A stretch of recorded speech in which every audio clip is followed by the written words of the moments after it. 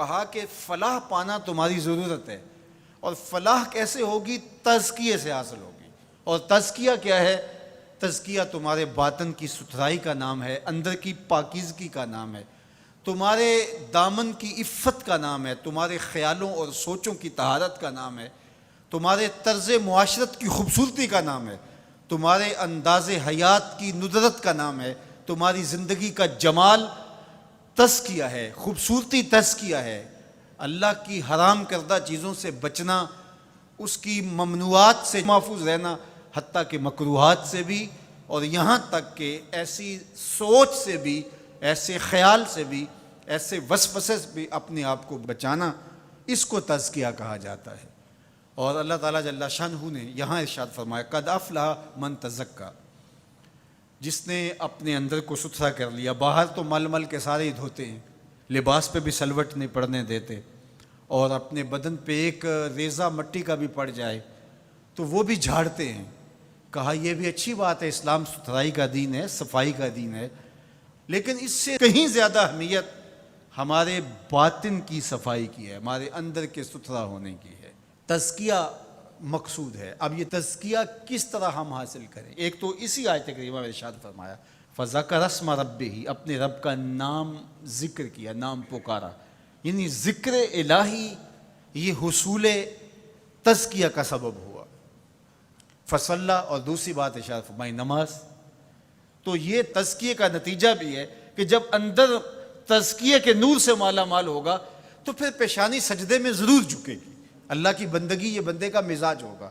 اور دوسرا یہ ہے کہ اگر یہ تم حاصل کرنا چاہو تو پھر تمہیں اس عمل سے بھی گزرنا پڑے گا، اور اللہ کا ذکر تمہارے اندر کے زنگ اتارے گا۔ تو جب دل کا زنگ اترا تو دل مزکا ہو گیا، دل کو تزکیے کی دولت نصیب ہو گئی۔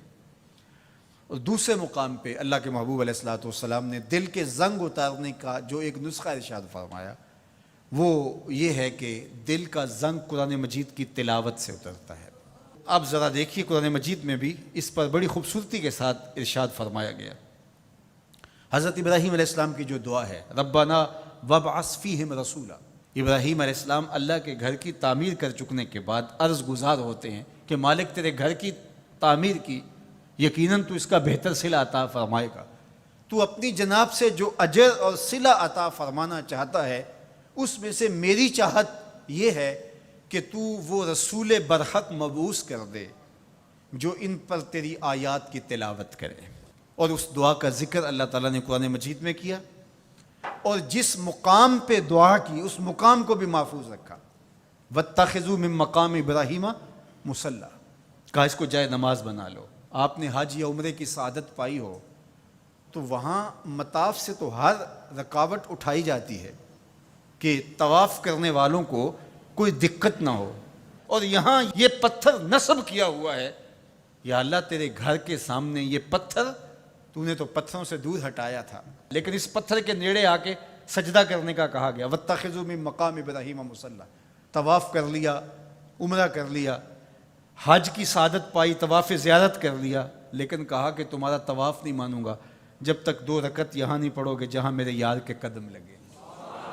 یا اللہ تیرے گھر کا طواف ہو گیا، کوئی کسر رہ تو نہیں گئی تھی؟ کہا محبت کی بولی جانتے ہو تو یار کا ڈیرا اچھا لگتا ہے، اتنی دیر تک تمہارا طواف ہی قبول نہیں جب تک یہاں ماتھا نہیں رگڑو گے جہاں میرے یار کے، میرے خلیل کے قدم لگے۔ اب وہاں پیشانی رگڑائی جا رہی ہے اور وہاں ماتھا رگڑا جا رہا ہے۔ کہا یہ مقام ابراہیم ہے، یہ عزت کا مقام ہے، اس پتھر کے نیڑے لایا جا رہا ہے۔ وہ بھی پتھر ہے، کالے رنگ کا پتھر ہے، لیکن اس کو چومنے کی تلقین کی، ادب سے چوما جا رہا ہے، عقیدت سے چھوا جا رہا ہے، پیار سے دیکھا جا رہا ہے۔ میں نے بوڑھے اشخاص کو بھی دیکھا کہ ہتھیلیوں پہ جان رکھ کے پتھر کو چومنے کے لیے بے چین ہے۔ اکلوتے بیٹے کو چومنے کے لیے ماں کی وہ تڑپ نہیں ہوتی جو اس پتھر کو چومنے کے لیے کلیجے کے اندر بے تابی اور ایک بے چینی اور اضطراب ہوتا ہے، مجھے ایک بوسہ میسر آ جائے۔ یہ تڑپ کیوں؟ یہ راز حضرت عمر نے کھولا۔ حجر اسود کو چوم رہے تھے اور چومنے سے پہلے بولے اے حجر اسود تجھے کبھی نہ چومتا اگر میرے حضور نے نہ چوما ہوتا۔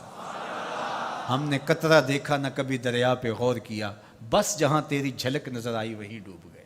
تو یہ عقیدتوں کے رنگ ہیں، یہ محبتوں کے روپ ہیں، یہ الفتوں کا ایک عجیب جہان ہے جو ہم نے یہاں آباد دیکھا۔